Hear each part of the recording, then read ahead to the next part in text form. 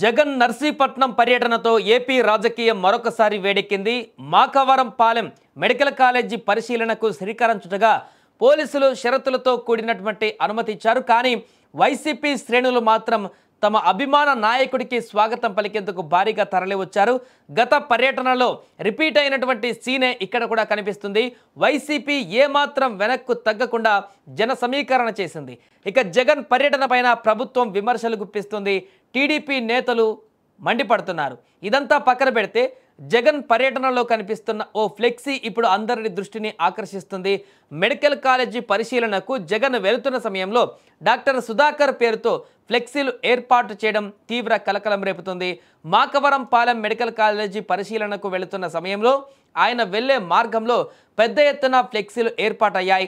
Doctor Sudhakar విషయంలో చేసిన ఘోరానికి క్షమాపణ చెప్పాలని డిమాండ్ చేస్తూ ఈ ఫ్లెక్సీలను ఏర్పాటు చేశారు. వైఎస్ఆర్సీపీ నెవర్ అగైన్ అని హ్యాష్ ట్యాగ్ కూడా ఇచ్చారు. ప్రస్తుతం ఈ ఫ్లెక్సీలు సోషల్ మీడియాలో వైరల్ అవుతున్నాయి. సుధాకర్ నర్సీపట్నం ఆసుపత్రిలో పనిచేసేవారు. ఆయన కరోనా సమయంలో మాస్కులు ఇవ్వడం లేదని ఓ సమావేశంలో ఆగ్రహం వ్యక్తం చేశారు. తర్వాత ఆయనను పోలీసులు అరెస్టు చేయడం, పిచ్చి అనే ఆసుపత్రిలో కూడా చేర్పించడం వంటివి జరిగాయి. ఓసారి రోడ్డుపై ఆపి దుస్తువులు ఇప్పితీయగా చేతులు వెనక్కి కట్టి తీసుకువెళ్లిన పరిణామాలు కూడా తలెత్తాయి.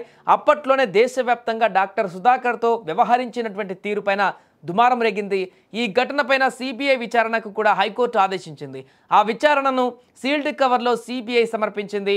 హైకోర్టు ఏ నిర్ణయం తీసుకుందో ఎవరికి తెలియదు. తర్వాత కొన్ని రోజులకే సుధాకర్ చనిపోయారు. అతడి మరణానికి కారణం అప్పటి వైసీపీ ప్రభుత్వమే కారణమని టీడీపీ విమర్శలు గుప్పించింది. ఈ క్రమంలోనే జగన్ నర్సీపట్నం సందర్భంగా ఆయన పేరుతో ఫ్లెక్సీలు ఏర్పాటు చేయడం ఇప్పుడు ఆసక్తిగా మారింది.